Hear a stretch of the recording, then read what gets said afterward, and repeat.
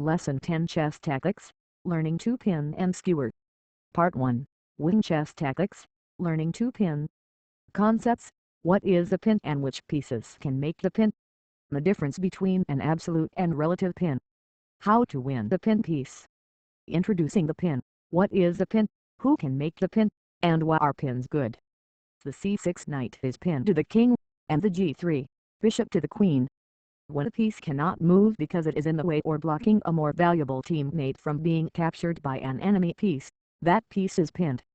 The piece that is applying this pin is known as the pinning piece. Pins are a tactical motif that occurs solely on the straight lines of the chessboard, meaning the racks, files and diagonals. Because pins can only occur on the straight lines of the board, only three types of pieces can make the pin: the queen, rooks and bishops. Compare this to a double attack that can technically be carried out by any one of the chessmen. The bishop and rook are both pinning pieces in this position, with two different types of pins taking place. The two kinds of pins, absolute and relative. What's the difference? The relative pin, like the g3, bishop, can be broken, but only for good reason. The first type of pin taking place is by the b5 bishop, to the c6 knight, to the king on e8 is an absolute pin. Absolute pins occur only when a piece is being pinned to the king. It would be absolutely illegal for the knight to move, which makes an absolute pin the strongest kind of pin to have.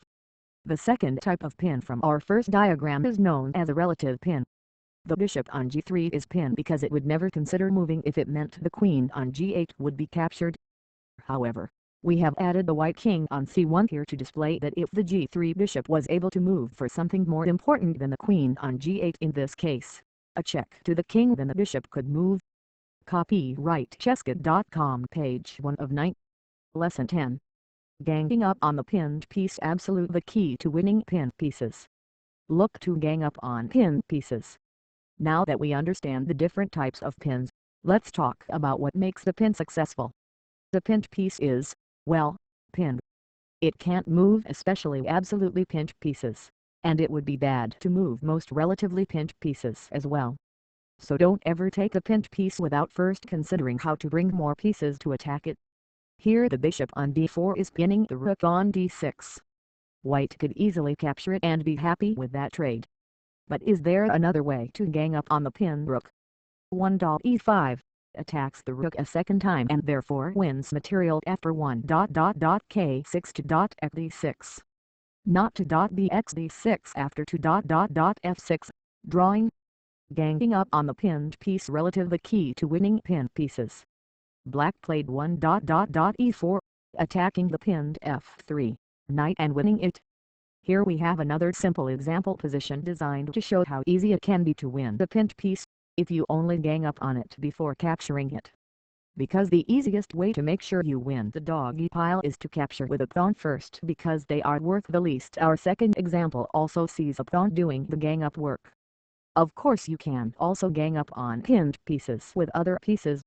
You can imagine, and we'll see in some of the worksheet examples, that as long as the piece stays pinned, everyone is welcome to join the gang up on attack the pinned piece party. Here black wins a piece, using the pin against your opponent. The other way to exploit the pin.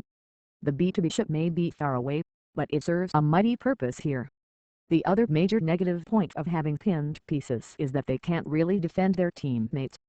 Even when they seemingly guard things, if and when push comes to shove, the pinned piece is crippled by the piece behind it. So, besides ganging up on pinned pieces, try to see whether or not they are guarding anything important, and if so, take it. In this example game, white had just sacrificed the rook on h8, forcing the black king to a most undesirable square. White can play 1qxh6+, exposing the g7 pawn for what it really is, the pinned piece. After kilograms 8 to qxg7 is checkmate. Because bishops and rooks and queens operate on long lines, tactics like this occur often in games. Copyright Chesskit.com, page 2 of 9.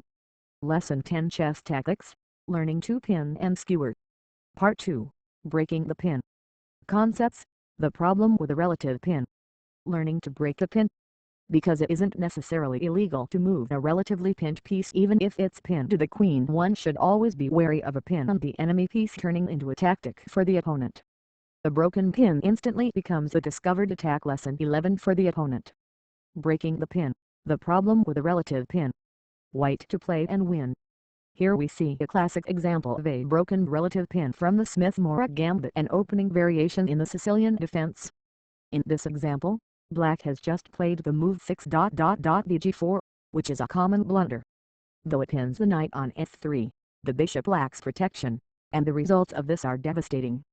White now plays 1.bxf7+, temporarily sacrificing the bishop for a discovered check after 1.kxf7 to kng5+, 2.k8 and 3.qxg4. White wins back the bishop, remains ahead a pawn, and Black has lost the right to castle the king. Legal's mate, the world's most infamous broken pin. Feliter's opening, 1.e4 e5 2.nf3 d6 3.nc3 nc6 4.bc4 bg4 5.h3 and 5.bh5. Here White is in a good position with a small lead in development. Furthermore, Black took big risk when he decided to pin the f3 knight, knowing the bishop had no protection. Combining the ideas of a discovered attack. Lesson 11 breaking the pin, and targeting Black's weakest square. Lesson 7 what tactic does White having this pose eat on? 6.x5 wins immediately if 6.x5 7.qxh5 and xe4 8.qb5+.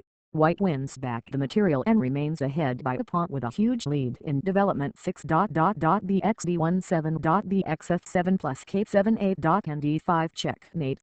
It's amazing that White can sacrifice such a large amount of material by breaking the pin on the f3 knight, yet the reward is clearly worth it. Copyright Chesskit.com page 3 of 9. Lesson 10 Chess Tactics, Learning to Pin and Skewer. Part 3, Wing Chess Tactics, Learning to Skewer. Concepts. What is a skewer? Skewering is the opposite of pinning. Introducing the anti-pin skewer.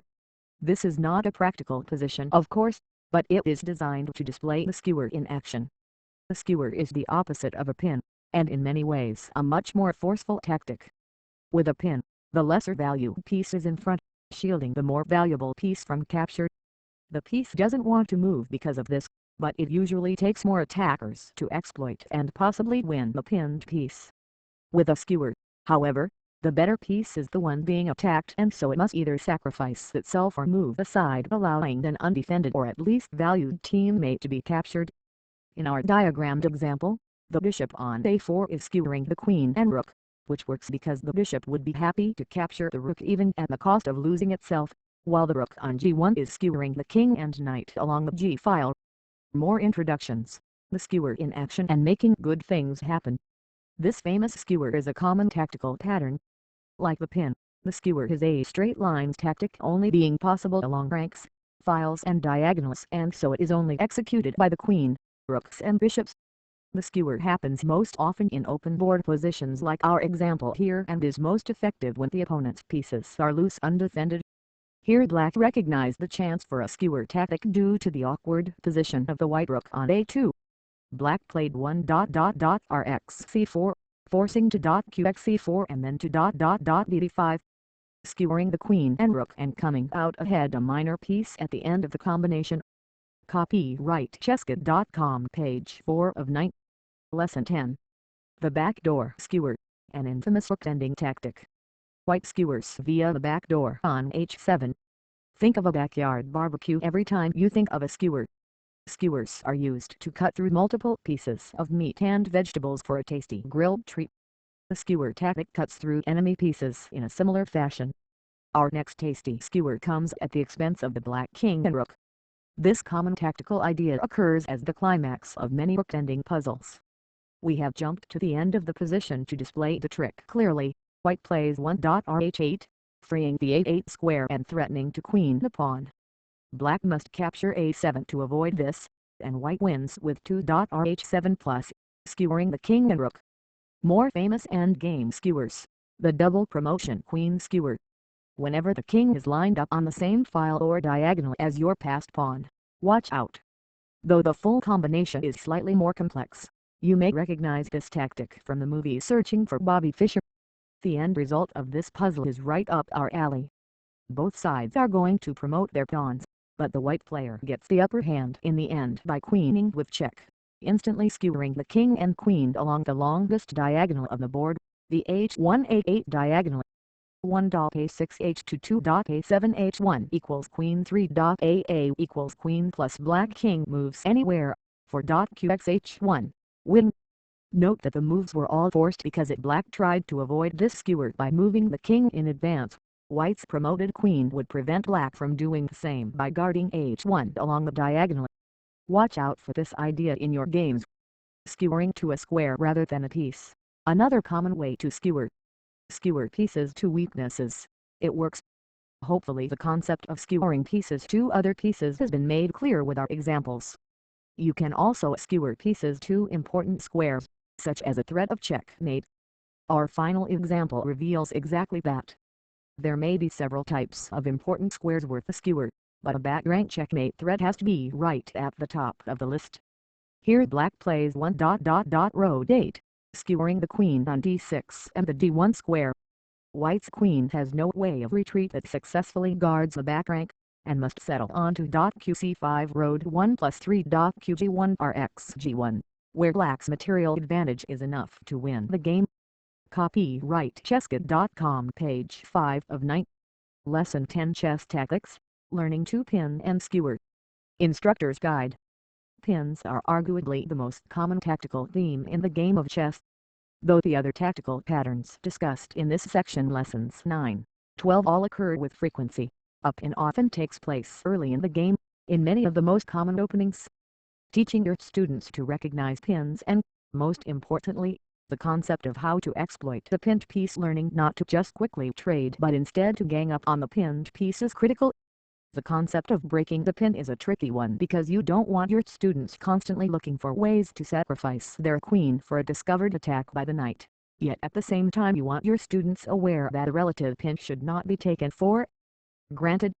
One perhaps more practical way of breaking the pin not discussed in detail is simply the idea of going after the enemy's pinning piece with other forces in your army.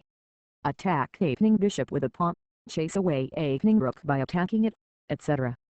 Practical Notes and Advice, Lesson 10. Like the other lessons discussing tactical themes, we recommend having your students point out every time the pin and slash or skewer occurs during their games. Ask them to tell you whether each is relative or absolute. Skewers are easy and fun to teach. Many combinations end with a skewer as the final blow to win material. Reference Part 2 of Lesson 6. Again, the diagram that shows the importance of considering every queen attack to show the students a position with multiple skewers that repeat by the rook and bishop. Emphasize that a chess player can't never solve enough tactics. From forks, to skewers, to the upcoming lessons on discovered attacks and deflection tactics, we could have provided hundreds of worksheets for your students to solve, with no effort wasted. However, our selections are designed to instruct on the basic versions of these tactics.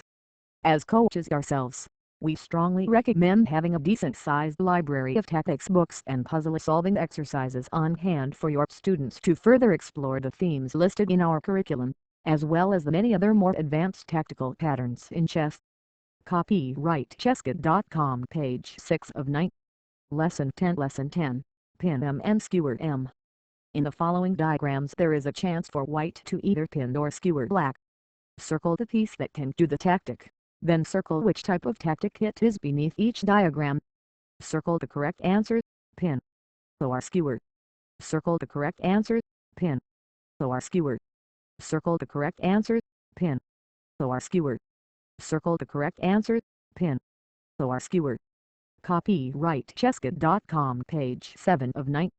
Lesson 10, Pin M and Skewer M. In the following diagrams there is a chance for black to either pin or skewer white. Circle the piece that can do the tactic, then circle which type of tactic it is beneath each diagram. Circle the correct answer, pin, or skewer. Circle the correct answer, pin, or skewer. Circle the correct answer, pin, or skewer. Here see circle the correct answer, pin, or skewer. Copyright Chesskit.com, page 8 of 9. Lesson 10, Pin M and Skewer M. Answer key. Worksheet page 1. Diagram number 1. 1.1. Pinning the black queen to the king. Circled the d1 rook. Circle pin. Diagram number 2, 1. bg3. Skewering the queen and rook. Circle the h for bishop. Circle skewer. Diagram number 3, 1. rg1. Skewering the queen and the g7 pawn threat of the white queen, capturing the g7 pawn. Checkmate. Circle the f1 rook. Circle skewer. Diagram number 4, 1. re1. Pinning the black queen to the king. Circle the f1 rook. Circle pin. Worksheet page 2. Diagram number 1, 1. rfd8.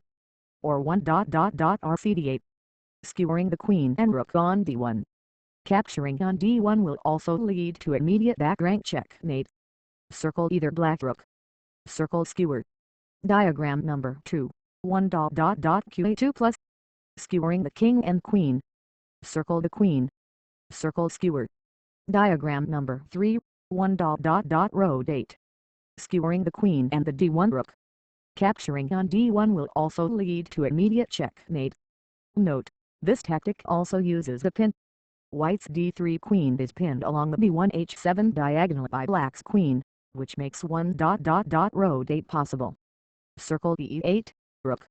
Circle both pin and skewer. Diagram number 4, 1. q2. Pinning the d3 bishop to the white queen on a6.